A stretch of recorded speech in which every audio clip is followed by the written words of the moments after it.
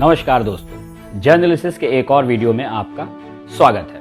आज हम बात करेंगे किसानों की। सोशल मीडिया पर किसानों के प्रोटेस्ट को लेकर कई तरीके के सवाल उठ रहे हैं। बहुत सारे लोग कह रहे हैं कि ये प्रोटेस्ट नहीं, पिकनिक है।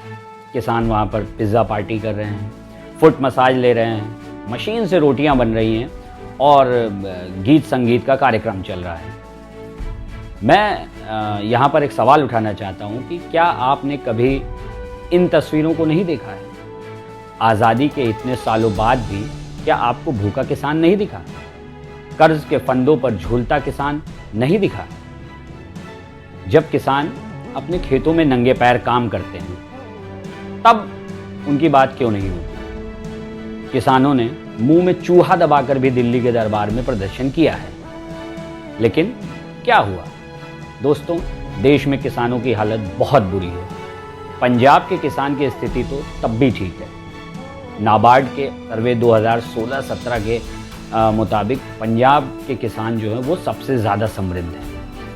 वो महीना 23,133 रुपये कमाते हैं, जो देश के बाकी दूसरे हिस्सों के किसानों के मुकाबले 2.5 गुने से भी ज़्यादा है। तो जब सोचिए आप कि देश के दूसरे कोनों के किसानों की क्या हालत होगी। इस वीडियो में हम बात करेंगे किसानों की इसी स्थिति पर कि आखिर आज़ादी के 7 दशक बीत जाने के बाद भी आज किसान की स्थिति इतनी बुरी क्यों है।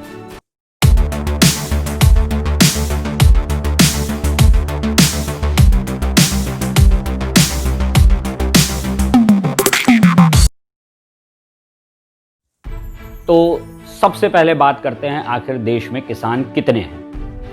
आज़ादी के समय देश की 70% वर्कफोर्स एग्रीकल्चर सेक्टर में काम कर रही थी। ये करीब 10 करोड़ लोग थे। इनकी उस समय देश की जो नेशनल इनकम थी उसमें 54% की हिस्सेदारी थी, यानी 54% कंट्रीब्यूट कर रहे थे। लेकिन धीरे धीरे स्थिति बिगड़ती गई। नेशनल आउटपुट में इनका कंट्रीब्यूशन कम होता गया। अब 2019-20 में यह ग्रॉस वैल्यू एडेड टर्म में 17% से भी कम हो गया है। अब लोग खेती भी कम कर रहे हैं। पहले वर्कफोर्स में 70% लोग ये काम कर रहे थे, अब ये घट गया है। अब ये आंकड़ा करीब 55% है। लेकिन इनकी संख्या के मुकाबले जितनी इनकी संख्या घटी है, लेकिन जीडीपी में इनका आउटपुट यानी कंट्रीब्यूशन उससे कहीं ज़्यादा घटा है, जो और चिंता की बात है। अब आते हैं हम आज के अपने दूसरे सवाल पर। अब जानते हैं कि इनके पास आखिर ज़मीन कितनी है। अब सबसे बड़ी चिंता की बात भी किसानों के लिए यही है। 1951 में जो लोग खेती कर रहे थे, यानी उस समय जो किसान थे उनमें सिर्फ 28% ऐसे थे जिनके पास अपनी ज़मीन नहीं थी। यानी करीब ये 2.7 करोड़ किसान थे जो किसी दूसरों की ज़मीन पर खेती करते थे और अपना पेट भरते। लेकिन अब ये नंबर बहुत ज़्यादा बढ़ गया है। 2011 में ऐसे किसानों की संख्या 14.4 करोड़ हो गई। यानी करीब 55% किसान जो है वो दूसरों की ज़मीन पर खेती कर रहे हैं। कुछ और डेटा देख लेते हैं। देश में 86.2% किसान के पास 0 से 2 हेक्टेयर के बीच ज़मीन है। 13.2% किसानों के पास 2 से 10 हेक्टेयर के बीच ज़मीन है। देश में सिर्फ 0.6% किसान ऐसे हैं जिनके पास 10 हेक्टेयर या इससे अधिक ज़मीन है। अब आप समझिए, जब 86% किसानों के पास ढंग से ज़मीन ही नहीं है तो वो क्या खाएगा और क्या पेट भरेगा। तो इसकी स्थिति सुधरती कितनी मुश्किल है।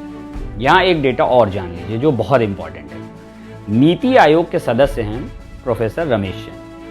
इन्होंने 2015 में एक स्टडी की थी। बताया था कि अगर 0.63 हेक्टेयर से कम भूमि है तो किसानों की इतनी आमदनी नहीं हो सकती कि वो गरीबी रेखा से ऊपर उठ सके। तो देश में 68% किसान तो ऐसे हैं जिनके पास 1 हेक्टेयर से भी कम जमीन है। तो अब उनका क्या हो सकता है, आप सोचिए। तो अब हम बात करेंगे किसानों की आमदनी की, जो एक बहुत चिंताजनक विषय है। आखिर किसान देश में कितना कम कमा रहा है, देखिए उसकी स्थिति कितनी खराब है। मासिक आमदनी की बात करें तो एनएसएसओ का एक सर्वे हुआ था 2012-13 में। उसमें बताया था कि हर किसान परिवार महीने में 6,426 रुपये कमा रहा है। 2016 तक ये कुछ बढ़ा और नाबार्ड की एक रिपोर्ट आई जिसमें बताया कि किसानों की मासिक आय अब 8,931 रुपये है। अभी भी यानी वो 9,000 रुपये से कम ही मासिक कमा रहा है। इस छोटी सी कमाई में देश के 52% किसान परिवार कर्ज में हैं और ये कर्ज हर परिवार पर औसतन 1 लाख रुपए से ज़्यादा का है। सोचिए, जो महीने 9,000 रुपये भी नहीं कमा पा रहा है, पाएगा कर्ज कैसे उतारेगा। यही कारण है कि खेती से जुड़े 28 लोग रोजाना अपनी जान दे देते हैं। तो दोस्तों, आज के वीडियो में इतना ही। आपको यह वीडियो कैसा लगा हमें कमेंट करके ज़रूर बताइए। वीडियो को लाइक करिए और शेयर कीजिए।